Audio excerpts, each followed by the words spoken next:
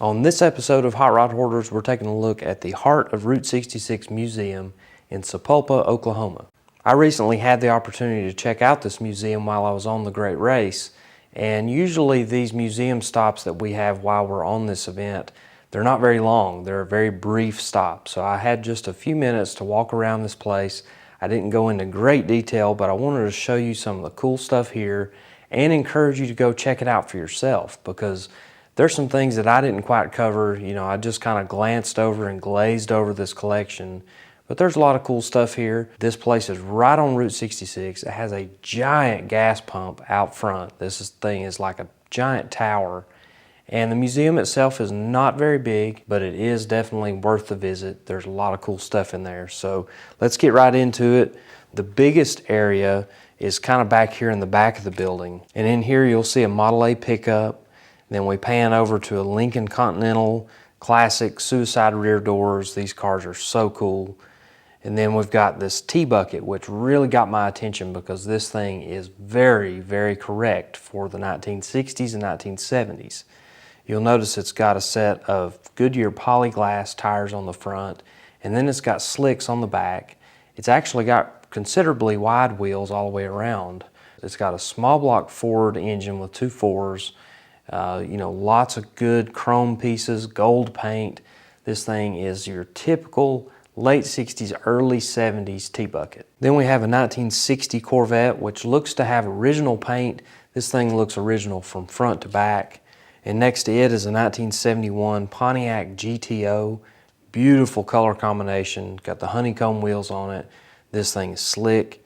And then there's a 1946 Lincoln. And moving on down the line is a 1922 Packard. Extremely rare, extremely highly desirable car. And then we've got another big money car here, a 1955 Jaguar XK140. Absolutely iconic European sports car.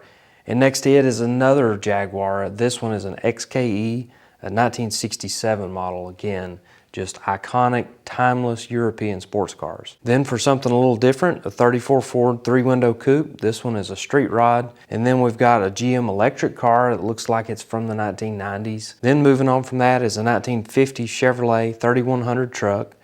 And then an early Thunderbird. And next to it is a car that's pretty cool. I didn't really dig into the details here, but it's an early Ford Falcon sedan delivery. So under the flip front end is a 427 cubic inch single overhead cam Ford engine with a BDS supercharger and a big injector hat. Next to it is a Ford Torino Talladega. Now these things are kind of similar to the Dodge Daytona and the Plymouth Superbird, kind of a homologation deal where they had to produce a certain number of units to be able to use it in NASCAR racing. So this is a really rare car. This is a very nicely preserved example. Then we got a 1957 Ford convertible with the retractable hardtop. These things are crazy cool, very futuristic for the 1950s. Going down the hall, I saw some Great Race posters, and that really got my attention because we're on the Great Race, and seeing some of this historic memorabilia is just really cool. Moving into a couple of the other rooms, we see this room is made up of small cars. Now, when you walk in a room and the Corvair is the biggest car in the room, you know that you're around a bunch of small cars. So we've got an MG sports car, we've got a Messerschmitt, which is really small, and then an Amphicar, which is really interesting. These things will drive on the road or float on the water. So pretty neat combination there. And then of course we've got the BMW Isetta, very iconic small car with the front door that opens up. As we make our way towards another part of the museum, I see lots of different things on shelves and in cabinets, like hood ornaments and different trim pieces and things like that. That kind of stuff, you could just sit there and look at it all day. But my intention was to sweep through here pretty quickly. Moving through here, I see a couple of vintage military vehicles. I really like those utilitarian vehicles like that. And then, of course, what gets my attention is old race cars. So we've got a couple of good examples here. This one is a late 1950s Maserati, and this is a custom-built car. So this can be a little bit confusing because some people might call it a replica or a tribute. But when these cars got to the United States, a lot of times they were disassembled. They did not have a complete rolling chassis or they didn't have a complete body. You know, they were just kind of pieces of cars. And that's kind of the situation with this one. This has a custom hand-formed aluminum body. It's got a killer chassis setup, and it has a dual overhead cam V8, which is a Maserati-based engine, twin plugs. This thing is exotic when it comes to 1950s engines. Of course, I can't resist when I see some magnesium wheels laying around.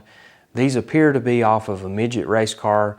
They look like maybe they're 12 inches in diameter. They're definitely small, but they've got that killer patina. They got old school racing tires on them and they're stacked up here. And then we see a 1948 Curtis Craft midget race car that is beautifully restored.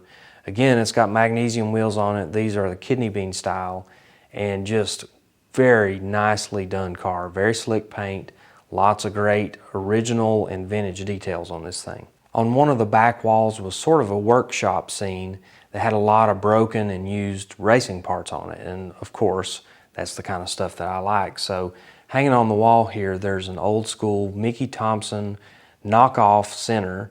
And then we've got a Halbrand knockoff center. And then we've got other parts like velocity stacks off of fuel injection systems, all sorts of different broken pieces and parts and used up things that, you know, may not have a whole lot of value, but they're definitely cool to look at in this type of setting. Around the corner, we got a couple different Ford engines, one very vintage and one a little more modern. The modern one is based off of a 460 and it's got a Vortex centrifugal supercharger. Then the older one is a V860 flathead. Now these were really small engines. The 60 stood for the amount of horsepower it made. And this one is actually making a little bit more because it's got some aftermarket parts on it.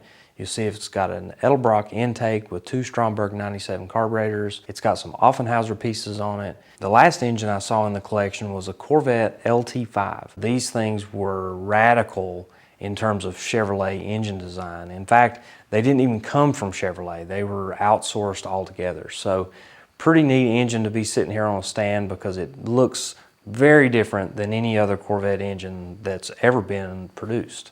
So that pretty much covers it for my walkthrough at the heart of Route 66 Museum in Sapulpa, Oklahoma. I hope you enjoyed this brief coverage, and I encourage you to check this museum out for yourself. Dig into those details, take your time, walk through here, check out all the different exhibits and all the different displays. It's definitely worth your time and worth a few dollars to go check it out. These museums need your support. They need that money to continue operating. So definitely check them out if you're in the area. Thank you for watching.